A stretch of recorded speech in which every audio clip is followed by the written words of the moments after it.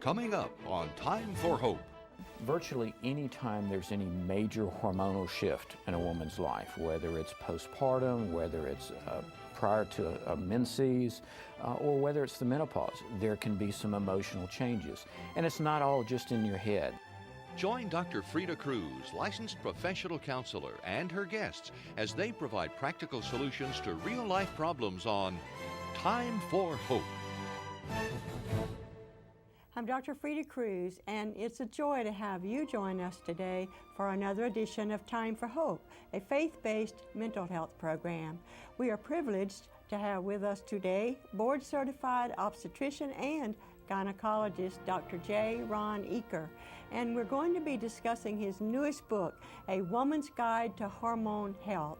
As Dr. Eaker shares with us from his book, he will answer questions regarding the truth about hormones and give directions for balancing mind, body, and spirit during this transitional season that women must pass through as they leave their childbearing years behind.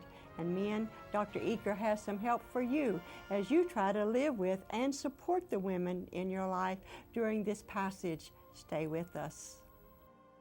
And Dr. Eaker, may I address you as Ron? Please do. And Ron, it's great having you on Time for Hope. It's a joy being here with you. Thank you. Yeah, and I discovered you're not too far down the road from us. No, I'm in Augusta, which is just a couple hours away. And I'm sure you're a busy doctor down there. In fact, I have to go back today and see patients. Oh, you don't want those patients waiting. No, I hope you're one of not those at all. doctors. Don't keep your patients waiting a long time.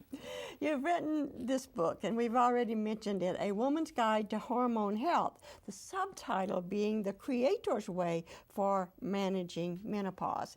Now, right away, I want to know why the subtitle. Well, I think the important thing is the mindset. When I talk about health and wellness, I talk about it from the biblical model of mind, body, and spirit. I want women to understand they're not just their hormones. In fact, when I talk about successfully navigating these turbulent waters, I really put hormones down the scale, if you will. I start with things like attitude and aptitude.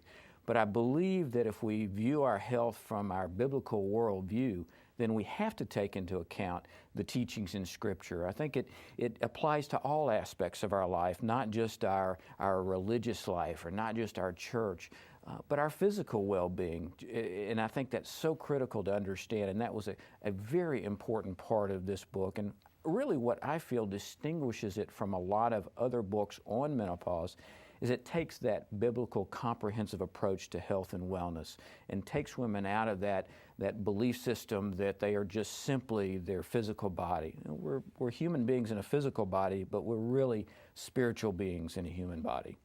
You actually, right from the get-go, as we say, right from the start, you see yourself as unique in this way because so many doctors do not take this approach. They're interested in the symptoms, what's going on, and getting a medication that can give relief, of course, but you say that you believe in the healing power of prayer also. Oh, absolutely. Do you pray with your patients? Yes, I think it would be spiritual malpractice if I didn't. And I think that what I make available to patients is that option. Because understandably, I have patients from many different faith backgrounds, and they come to me first and foremost as a physician, and they're looking for advice on health.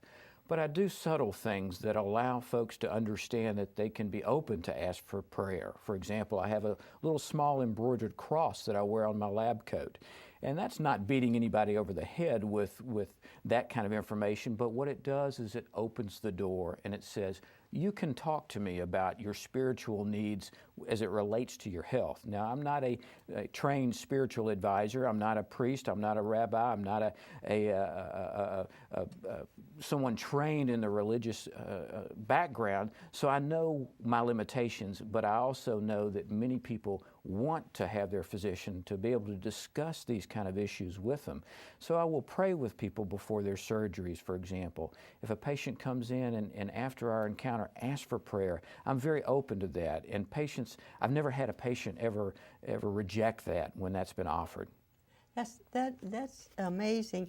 I have heard, and you would probably be up on this a lot more than I, that actually in med school now, which would not have been happening when you were probably going to med school, that they're learning to communicate with their patients, with their spiritual issues, not as a preacher, not as a priest. That's what they have their place, but that you understand that the physician does understand that there are spiritual needs involved in a patient's illness. There is an increased awareness now, especially in the medical schools where the training of young doctors is going on, that there is more to the medical model than just what we call the biomechanics of it, the body as a machine. They're realizing that there is this mind, body, spirit interaction in some of the medical schools. They're taking the initiative and actually bringing people from different faiths in to discuss the spiritual needs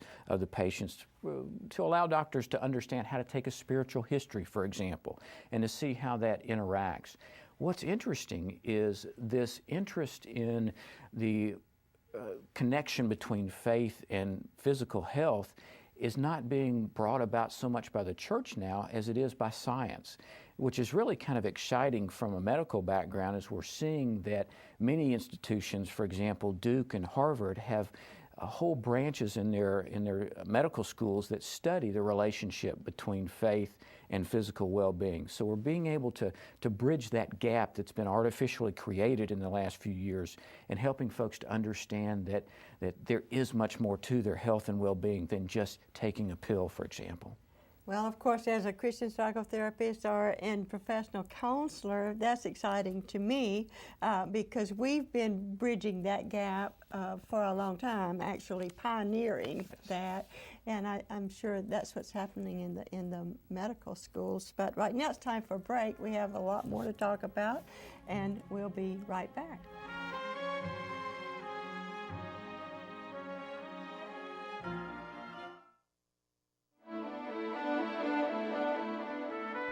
In this part of a woman's life, a number of very significant issues that tend not to be talked about a lot, particularly changes in her body and the empty nest, and even problems in marriages that occur because children are now gone and you've just got the two of you looking at each other saying, "Who are you?"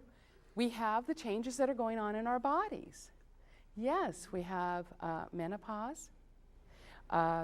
We have the change that goes on in our beauty. No matter how we exercise, I wrote one of the chapters called Getting Comfortable with Looking Comfortable. My grandchildren love to climb up on my lap, and they think I'm warm and squishy, and I don't think they're ever going to tell me I'm buff now. I think that day's over. So I'm beginning to embrace that and really say, all right, how can I use this time of my life where I see that my body is changing, it's really winding down? How can I use that to remind me about God, about who He is, about who I am? What is He saying to me? God has a purpose in that. I think that, first of all, one of the purposes that He has in that is to teach us of Himself. Malachi 3:5 says that God speaks of Himself in these terms: I am the Lord, I change not. So what's the first thing that we know about God? God never changes, and yet we do. And so one of the things that I think this time, where there's so much change for us, one of the things that I believe God is teaching us is that He doesn't change. And He wants us to see the difference between us as the creation and Himself as the creator.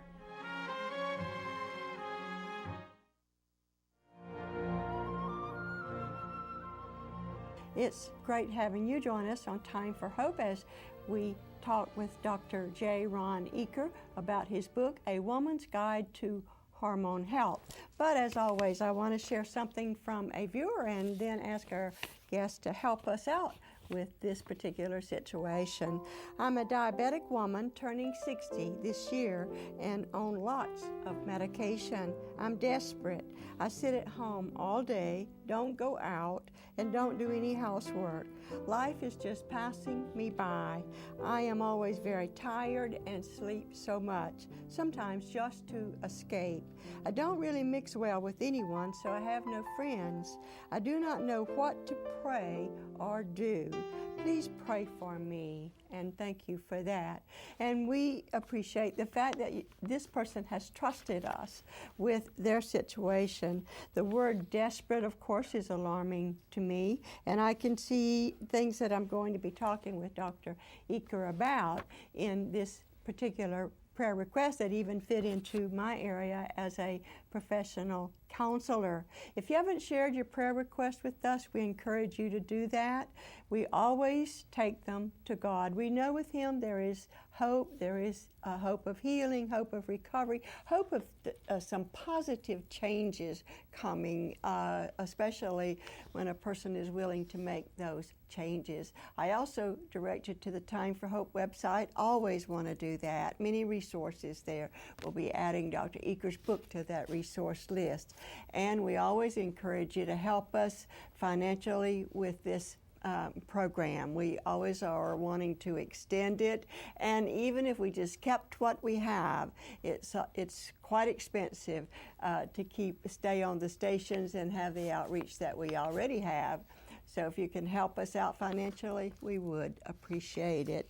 Now, Ron, this is not particularly talking about hormones, but I'm sure you have diabetic women in your practice. Oh, absolutely, and there actually may be a relationship there, and I think this lady's scenario illustrates a very common issue in the menopause, is that every woman's experience is unique. For example, this lady, you have to be very careful with her other medical problems when you're assessing what can be hormone related and what cannot be. For example, diabetes can present with a number of different medical problems that would relate to some of these issues of sleeplessness or fatigue. Well, also we know that sleeplessness and fatigue, sometimes even mood and emotional changes, can be hormonal related, can be menopausal related. So the key in dealing with a woman like this is getting evaluated and to find out how much of this is hormone related, how much is not, and then individualizing the approach. That's one thing that's so critically important for women to understand with regards to the menopause, is it's very individualized. You can't cookbook how to handle this situation for everyone, because every woman is unique and every woman has their own past medical history, their own current desires, and their needs and different symptoms that they're experiencing. So I would encourage this lady first and foremost to go to her physician and sit down and talk about these issues. Oftentimes when you go into your doctor, you're focusing on the physical symptoms. Well, don't forget about the emotional upset that she's obviously having, and bring out the idea of the fatigue. That's a very classic symptom in the menopause, and that's something that needs to be addressed. So I would encourage her to go in and begin the discussion with her physician, separate out what is hormonal, what is not, and then take the steps as an individual to work with her physician as a partner to bring these to resolution. And I might add, there are many symptoms here of depression, which also goes with menopause. Yes. I can remember as a child hearing the older women talking about going through what they call the change of life. Yes. And the depression was one of the main things that they would talk about they were experiencing. Virtually any time there's any major hormonal shift in a woman's life, whether it's postpartum, whether it's prior to a menses, or whether it's the menopause, there can be some emotional changes. And it's not all just in your head. There is a definite physiological reason. It goes back to the hormone serotonin, the brain hormone that's responsible for a lot of moods and emotions. And we know that changes in estrogen can dramatically affect how that serotonin is metabolized in the system. So it's very important for women in the menopause and the perimenopause, those mid-late 40s, early 50s, difficulties, if they're experiencing those types of changes which are unusual from where they've been before, those are issues that need to be discussed, because it very well may be something that has a very simple solution.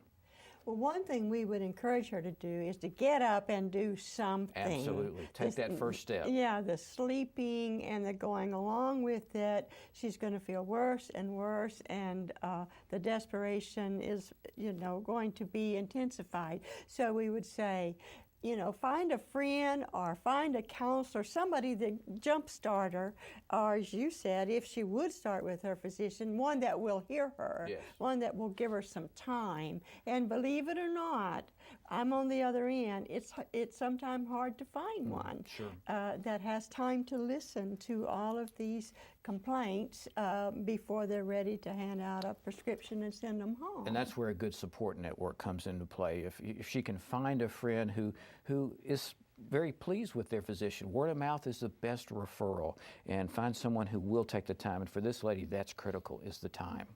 Now it's time for another break, and we'll be right back. To get a copy of today's book, please log on to our website at timeforhope.org and click the Order Resources icon. A special role of women is that of motherhood. So we take this opportunity to wish all moms a happy Mother's Day. And here's Dr. Frida Cruz with a special message for all mothers. Moms can be viewed as being all-sufficient for everything, having no needs of their own. Husbands, children, aging parents, and others can assume because they don't say so, they never grow tired and weary, and even wish at times that they could just run away and hide from all the expectations placed on them. Many women feel that it is their lot to cater to all the whims and whims of their children, husbands, and others, and feel guilty even admitting to themselves that it does seem unfair that so much is required of them. The truth is that it might be more the mom's problem than those that she is blaming for her fatigue and frustration with her lot in life. It could be that you have, without question, accepted the unfairness as your lot in life without asking yourself, who says it is supposed to be this way? Or, where did I learn these falsehoods about being a wife and mom? Because to believe that you are supposed to be everything and